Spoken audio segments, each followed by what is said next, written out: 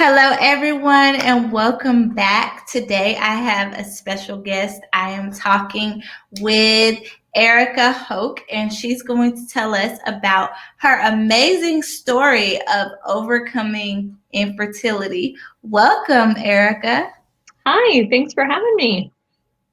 Absolutely. Now, Erica, tell us a little bit about yourself. Who are you, and what do you do? Well, I'm gonna do a spoiler alert for everybody. I'm a mom of four very rambunctious boys, 12 9-year-old twins and a 5-year-old who runs the whole house. And and I'm a health and wellness coach that specializes in fertility. Awesome. That is amazing. So, yes, she spoiled the story just a little bit, but that's okay because this episode is all about hope and triumph. And I'm really, really excited for her to tell her story. So, Erica, can you take us back kind of to the beginning? When did all of this crazy journey kind of start for you? Well, I think that the starting point was when I got a DVT in my leg. A DVT is a deep vein thrombosis. It's a blood clot in your leg, and I knew I had some other health issues related to my fertility, but that was kind of a pinnacle moment for me to realize that I had some other things going on too. And had I not gotten that blood clot, had I not gotten the diagnosis that I did prior to trying to conceive, I'm 100% convinced that I would never have been able to conceive my kids because the thing that I advocate the most for is testing for this thing that I have. It's a genetic mutation called factor V Leiden that actually affects um, up to 80% of the population are carriers. Can cause blood clots. I had some lifestyle choices I was making that was contributing to that. But then also can cause infertility, miscarriage in the first, second, and third trimester, stillbirth, and also secondary infertility. So it really is the thing that I'm most passionate about because it's pretty easily fixed, and with some blood thinners during either during conception or and then on to pregnancy or early on into pregnancy. So the rest of that nutshell is in addition to having this factor V and having the blood clot and knowing then, having the DVT and knowing that I have factor V, in addition to that, I had stage 4 endometriosis, PCOS, low AMH, uterine fibroids. I also had some thyroid disease going on as well. And then, unbeknownst to me at the time, I also was a double mutation for MTHFR. So, both mutations on both genes. But I didn't find that out until I was done having kids. So, a lot of cards stacked against me. Wow. Oh my Yeah. gosh. Okay. So Yeah. you have all of this going on. Yeah. And then, of course, you guys started to try to conceive. And what Right. happened? Well, I knew I had the fertility issues prior to getting the factor V diagnosis, but I didn't know that that was going to prevent me from having IVF. So, in the back of my mind, I had kind of just said to myself, I know I have these issues, but gosh, as a last resort, and I kind of feel like that is, what most people think, I'll go and do IVF. Um, Surely the doctors will be able to help me. And much to my dismay, at 35, after, the typical year long trying to conceive, period, we went to see a fertility expert, and we're told that we were not a candidate for IVF. I was already hyperovulating, so they couldn't stimulate me anymore for egg retrieval. And my chances for IUI, even though we didn't have any male fertility, were still really, really low. And we just decided that that was not a path that we wanted to go on. I think instinctually I knew that the medication would not be, I feel like I got a nudge that that was not going to be good for my body. So, and then come to find out that I have the MTHFR. So we couldn't do IVF, and I really felt strongly, I'm a believer, and I very much felt strongly that I was called to carry my own children. So I set to work just finding out how I could affect my own infertility through lifestyle changes, what affects fertility, and just any crumb of information about how I could improve my chances to conceive naturally.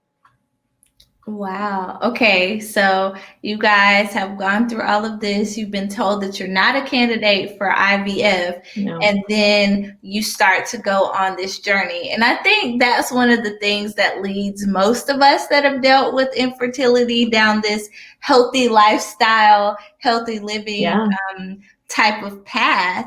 And we just completely change our lives because we're trying to have kids. So you started on this journey of health and you somehow learned some things along the way. Yeah. And then you got pregnant. Right. And so the things that I started off with right away, well, first of all, I want people to know I was given the diagnosis that a lot of women are given, and it's like death. Anybody that has come out the other side knows that it's like a death. It feels like a death sentence, right? Less than a 1% chance, for, I'll get to this in a second, but less than a 1% chance to conceive my son. So one of the first things that I did was consult a fertility acupuncturist. She helped me quite a bit. I was going 2, sometimes 3 times a week to her. And within 6 months we were pregnant. And then just massive, I thought that I was eating well, but it was, my definition of that changed. I started with my proteins because I knew that they had a lot of hormones in them. So things like milk, meat, and cheese, anything that was a protein, sorry, not a plant-based protein, but a meat, an animal-based protein. I started switching those out to organic. And then just kind of went step by step, progressively just switching things out through my diet, going more organic, and just learning, about my body and listening to my body. So we had baby number 1. Yeah, I had baby number 1 at 36. And so then at about 17 months, we did a second consult, and that was even a worse prognosis.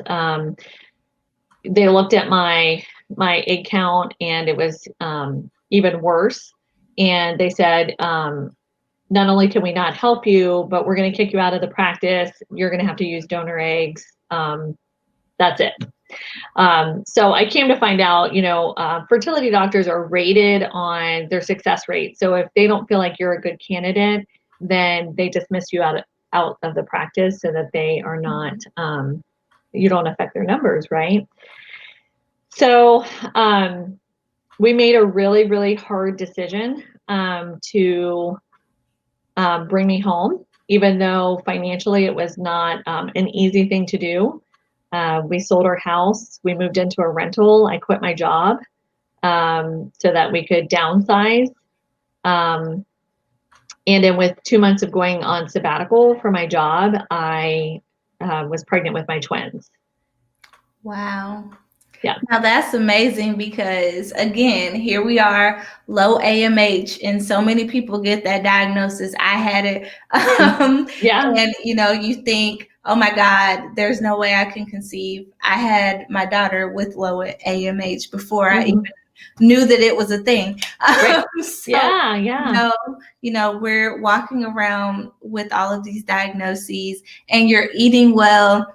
And then come to find out, maybe it was just the stress of the Mm-hmm. lifestyle that you were living at that time. And you get pregnant with twins after this fertility clinic has told you, we can't help you, we're done.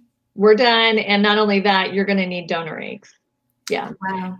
So I was 39 also at this point, and I really want to encourage people because so many people at 39, at 40, we were just getting started, I married my husband, later in life, and so many people look just at their age. They don't even go for the test. They just kind of feel collectively that their chances are so poor that they don't even go there. They can't, they don't even try. And so I want to encourage women that, it definitely is possible. So. Wow. Okay, so now you have your oldest, you have the twins, Yeah. and tell me about your last pregnancy. So, how did this come about? Was it just a surprise, or was Nope. it? No surprise. Well, it's always a surprise, right? Um, so there's actually a story in between my bookend baby. So I had three under three. My oldest son was 27 months old when my twins were born. And then fast forward to another 17 months past that, I unexpectedly, very much to my surprise, got pregnant with, we didn't know it at the time, got pregnant with twins again. Wow. And I want to stop here and talk a little bit about factor five, if that's okay with you, Mhm. because there's a lot of confusion around the condition. So for me, I was an early clotter. So I was not getting, I was only getting chemical pregnancy tests or pregnancies. So I wasn't getting positive pregnancy tests. But, as a woman, the changes in your body and you feel like for sure this is the month. And then you take that test and it's negative and it just doesn't feel right. So it took me years to realize that I was getting a lot of chemical pregnancy tests. So what happens is that spike in your estrogen caused spike in my estrogen caused enough of the clotting disorder to come into effect that the embryo wasn't able to implant. So therefore, no spike in your HCG and no positive pregnancy test. So for some people, and I'll get back on track with the twin story here in a second. But for some people, what happens is if you're younger, by the way, if you're younger, factor five affects you less because your body handles the estrogen a little bit better. So some people will get pregnant in their 20s, with 1, 2, 3 children, go to have that consecutive baby, and then have secondary infertility because they have factor five and now their body at whatever age is not able to handle it and they miscarry repeatedly. Mm. And then sometimes, unfortunately, what happens is it's a second trimester loss because of a blood clot in the placenta or a blood clot in the umbilical cord, or even, right up until delivery. Sometimes those things come into play and cause stillbirth, which is just gut wrenching. I have personal friends that didn't know that they have had factor five and lost a baby or lost twins at right at the point of viability of 24 weeks. So that's why I'm super passionate about it. So knowing what I know and doing all the things that I could do, I unexpectedly at when my twins were 17 months old, that was my body's okay spot to get pregnant again. So I get pregnant with twins, and I did not. It was a holiday weekend. So, like, I got a positive pregnancy test on a Friday morning, and the office closed at noon and then didn't open until Tuesday. And I miscarried over the weekend because I didn't get the blood thinner on board. So, I actually lost a set of twins. We didn't know it was twins um, until we had the ultrasound. Um, so then, we deal with that, and it's why I'm passionate about trying to explain to people the different ways that the clotting factor comes into play. And so we still just didn't feel like we were done, and I'm 41 at this point. When I have the miscarriage, and we had kind of said to ourselves, the little timelines that you put in place for your mind, right? That we're going to stop at this time, we're going to stop at this time. So I had some physical complications from the twins where I was going to need a surgery. I had a really bad diastasis recti from carrying the twins. So I was mentally trying to walk that fine line. And I know that people that are watching your show understand this of when do we keep going, and when is it better for us just mentally to say we can't deal with another loss, we can't deal with another treatment, we can't deal with another month waiting, we can't prolong this anymore, right? So we had kind of given ourselves a deadline of January 1st of 2015. And we had been out with the kids that day, like New Year's Eve, we had been out with the kids at a theme park, and I got a message from my friend. She had just delivered her baby, and the holidays are a busy time of the year, right? And so I dropped my family off. I went to the hospital to visit my friend, saw her new baby, and then a little light bulb went ding in my head. I'm late.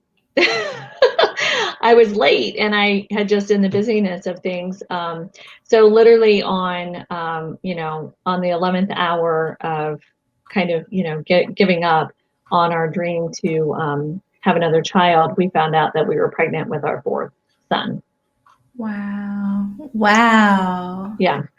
Wow, your story is absolutely amazing. And I want to say that I'm sorry for your loss. And I know that this happens to a lot of people because even myself, like I've been late multiple times and just knew, your body just tells you, okay, you're absolutely pregnant. I was only able to confirm one of those chemical pregnancies, but I never knew about factor 5, so that could have been something that I was dealing with. And I have a friend that has had multiple losses since having her son. So I wonder why this isn't something that fertility doctors test or something that is done routinely. You would think that it would be something that would be talked about or even discussed if you're a person that is dealing with infertility, because we hear about low AMH or a thyroid issue, or it could be this fibroid. You're given all of these reasons why, but we never hear about genetic mutations or some type of issue that could be causing a problem. So maybe this is something we need to advocate for. Absolutely. It's something that I talk about as often as I can, and let's address that as far as like from a medical standpoint. There's a few different things that go on. One, it's just a lack of education. It's not often pinpointed as necessarily like a reason for miscarriage, although many women in my Factor 5 group have reported, up to, it's gut-wrenching, up to a dozen miscarriages. And then they find out they have Factor 5, and they get on the blood thinners, and then they carry to term. So a few things happen. Either the doctor doesn't know, either the doctor doesn't believe that it is actually a contributing factor to miscarriage, even though it's been, multiple miscarriages. Some doctors do know, and they do test for it, but even if they do test for it, they do not put women on blood thinners all the time, which is awful also, because the women oftentimes feel powerless because they know now that they have this clotting disorder, and they will not give them the medicine because they think that it's only anecdotal evidence, or they don't think it's a contributing factor. There's a lot of women that have to switch doctors. They have to really advocate for themselves, which is something that I'm also very passionate about, is advocating within the medical community. And I'm not anti medicine in any way, shape, or form. Without my surgeries, I had surgery for my endometriosis. I had surgery for my fibroids. Without those things being resolved, I know that it would have been nearly impossible for me, to conceive.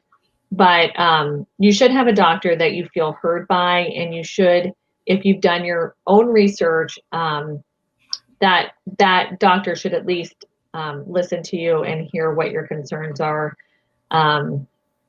Yeah, so it's even women who sometimes get on birth control the first time will have a pulmonary embolism or something of that nature, and then die. Like, there's people on the Factor 5 pages that get tested, that their family members, are in the process of getting tested. They get on birth control, and then sometimes they have a blood clot and they die. It's crazy, but it's actually way more common than people are aware. There's a lack of awareness, let's say that. Yeah, absolutely. And it's not something that's even taught in a lot of fertility programs because, Right. again, Yeah. we are usually taught the typical reasons why Progesterone people, and Mhm, why people are not able to conceive. So this is something that I think should be talked about and shared often. And I thank you for sharing it, which is one of yeah. the reasons why I reached out to you, because your story is amazing and people need to know. So let's switch gears just a little bit. How has everything that you have gone through changed you as a person? Well, I am someone who believes that everything happens for us and not to us. And so I truly believe that my infertility struggle, as painful as it was, has brought me to a place of, I'm trying to think of the right words. It's changed my life for the better. I don't know that I would have made, and again, I didn't have a horrible lifestyle, but truly understanding labels, what's in our food, label reading. Um, my my Instagram page is Woke to Wellness. So that feeling of kind of peeling back the curtain and seeing the lack of oversight in our chemicals and our personal care products and things like that. So it for sure is a rabbit hole that I'm glad that I got pulled down. And honestly, like, as a mom, I'm grateful for it too, because I don't think that I would have been the mom that I wanted to be without going through the struggle to have my kids. So it's it's been something that's shaped me dramatically. So it's something that I'm grateful for, Yeah. and that's a hard thing to say too, because I know how hard it is for a woman who doesn't even know if she can get a positive pregnancy test. I remember that feeling. Like, I mean, in some of the groups, sometimes women will express that, like, well, you had a miscarriage and that's terrible, but I don't even know if I can get a positive pregnancy test. I can't even get to step one. So I know that feeling, but my prayer is for those women that they will rise up. They will feel empowered to press their doctors. They will search their hearts, for something maybe that God is trying to tell them a path to go down to help themselves as well. Yes, absolutely. And I think being on the other side of it helps you to have better perspective Oh, than sure. Yeah. someone who's going through it. Because if you had said that to me 7 years ago, I would have been probably angry or. Yeah, you would have wanted to punch me in the face. Same. Right, Right? right. Like, it's really, really hard. And yeah, the really, really hard does not negate the information either. Right? Yes, absolutely. So yeah. Yeah. And I think that it's encouraging to be able to see people who are now on the other side, which is one of the reasons why I like to share, because, you've been through it, I've been through it, and I can absolutely say that going through this journey has shaped me as a person and made me different. It made me bold. It helped me to learn how to advocate for myself, how to take better care of myself, because again, I thought I was eating well. I thought I was doing all of the right things, and I wasn't, because my body wasn't functioning the way that it needed to function. So if you're out there and you're going through this, I know that what we're saying and saying that this was a blessing is very cliche, and it probably doesn't feel like that to you right now.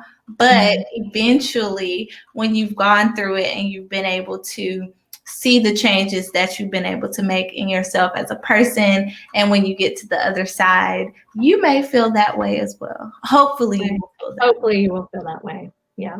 Yeah. Absolutely. So now if you had any advice for someone who is sitting here right now, they are, let's just say 35, because I'm 35 right now.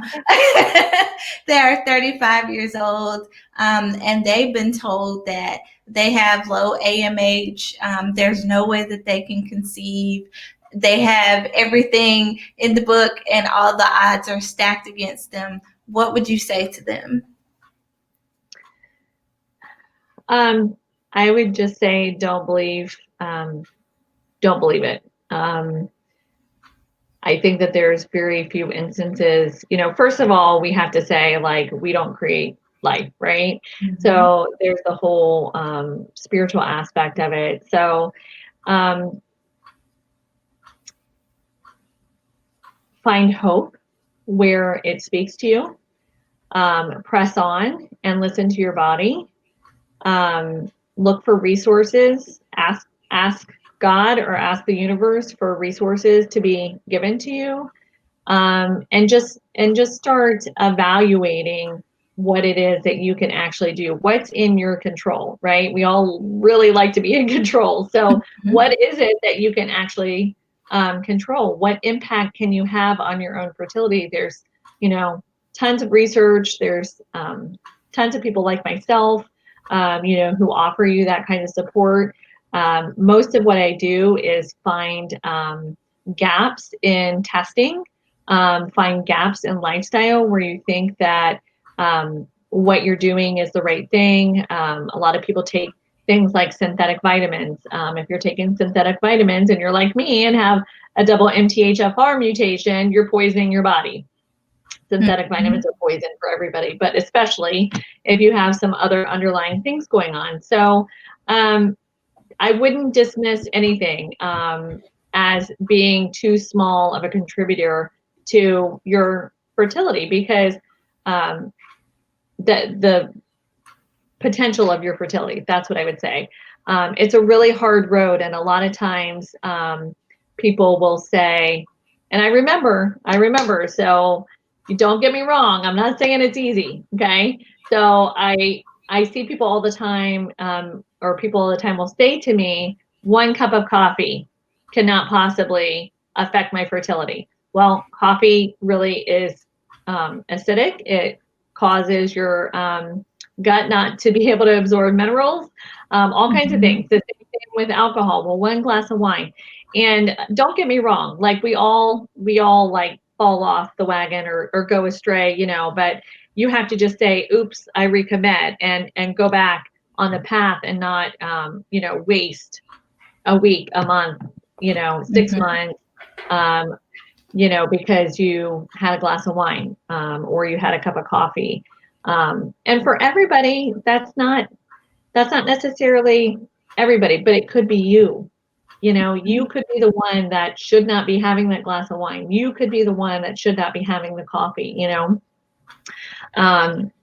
and it's amazing to me that people will spend lots and lots of money on infertility treatments, but they will not clean up their diet. They will not clean up their lifestyle. They will not stop the things that could really be causing their treatments not to be as effective. So that was a lot, probably more than you asked for, but yeah. Thank you. No, it was perfect. As a health coach and someone who deals with people who are specifically trying to get pregnant or who are pregnant, I'm always harping on the diet piece, but Yeah. it's always so difficult to get people to change their lifestyles because they say, I want to get pregnant or I want to have a healthy pregnancy. But then when you tell them that you can't have this, or maybe you should think about changing this about your diet, there's always a pushback. So to have someone else say it as well, Yeah. is amazing. I will definitely link arms with you on that. It's important. Yes, very, very important. And I want to thank you for sharing your story and for giving just a little bit of hope to someone who is out there. So many people are dealing with infertility these days, and the numbers keep increasing. So I hope that somebody that was watching was Yeah. encouraged. And if they want to find you, you've already given us your Instagram information, but can you make sure that you say it again just in case someone missed it? Yeah. So I'm on Instagram at woke2wellness. It's actually woke dot and two and then a dot and then wellness. And then my website address is just my first and last name. And yeah, so I have I have a program to get people foundationally started that just makes a huge impact in body, mind, and spirit. So it's called 5 Minute Reset on the Run. So that the next round of that will be starting soon, and that information is on my website for that. But that is, we all lead such busy lives, and the overwhelm is a real thing for all of us, right? So locking yourself in the bathroom is not self-care, mama or mama to be. We can't lock ourselves in the bathroom for 5 minutes and call that self-care. So it's really very, very impactful and intentional resets to make the biggest difference in those areas. So Awesome. That sounds amazing. So please go look for her and hopefully she can help you with some of the questions or issues that you may have. And thank you again for joining us today, Erica. Thank you. Thanks for having me, Sierra. All right. See you guys next time. Bye bye.